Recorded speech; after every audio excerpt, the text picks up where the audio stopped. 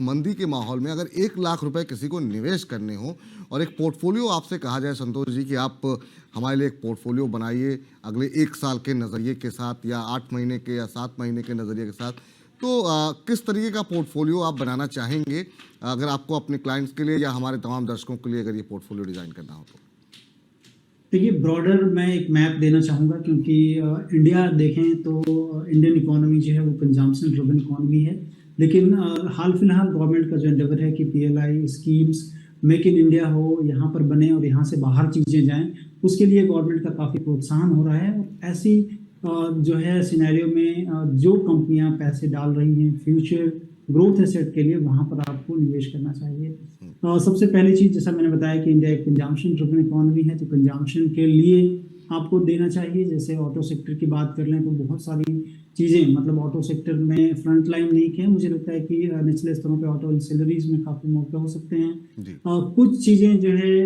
Artificial intelligence पे काम की जा रही है, ईवी सेक्टर में काम की जा रही है, तो वहाँ पर कुछ पैसे डाल सकते हैं। KPIT लिमिटेड जैसी कंपनियां हैं, वहाँ पर डाल सकते हैं, या LTTS है जिसमें कि ऑटोमेशन पे काम कर रही होती है कंपनियां, वहाँ डालें।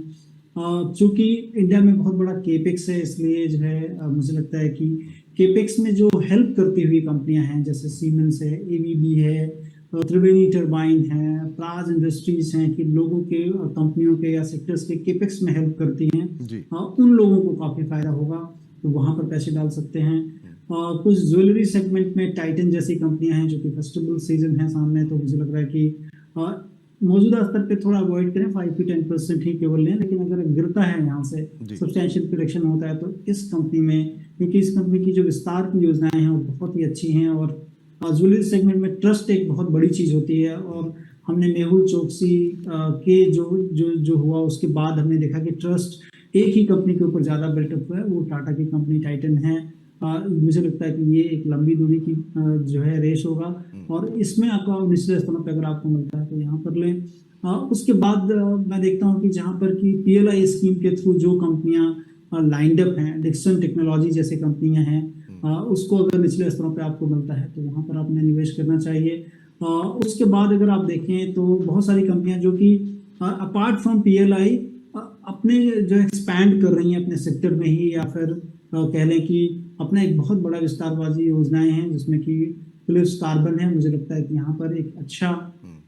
केपेक्स है, और जुबलेंट इंग्रेविया जैसी कंपनी है, वहाँ पर केपेक्स है। पेपर इंडस्ट्री की एक छोटी कंपनी है सात्या इंडस्ट्री, वहाँ पर बहुत बड़ा केपेक्स ऑलरेडी हो चुका है, 500 करोड़ के करीब का। तो ऐसी कंपनियां जहाँ पर कि आने वाले दिनों में फ्यूचर ग्रोथ में ऑलरेडी प्रमोटर्स या कंपनी ने पैसे लगा रखे हैं और रेवेन्यू किक इन होने वाला है, और वहीं पर अपॉर्चुनिटी होगी, तो ये सारी कंपनियां जिसको मैंने डिस्कस किया, मुझे लगता है कि रहना चाहिए। लॉजिस्टिक में गवर्नमेंट का फोकस आपने देखा ही होगा, पिछले कुछ दिनों में लॉजिस्टिक की जो नीति आई है सरकार की, उसमें ऑल कार्गो लॉजिस्टिक मुझे बहुत अच्छा लगता है। और दूसरी चीज अगर देखें तो वैगन बनाती हुई कंपनियां हैं, जो कि काफी अच्छा ऑर्डर मिला है, लास्ट के 5 ईयर्स का सबसे बड़ा ऑर्डर है, उसमें टीटागढ़ वैगन मेरी पसंद होगी। निचले स्तरों पर ले, क्योंकि हम लोगों ने काफी पहले लिया है, तो 125-30 रुपए के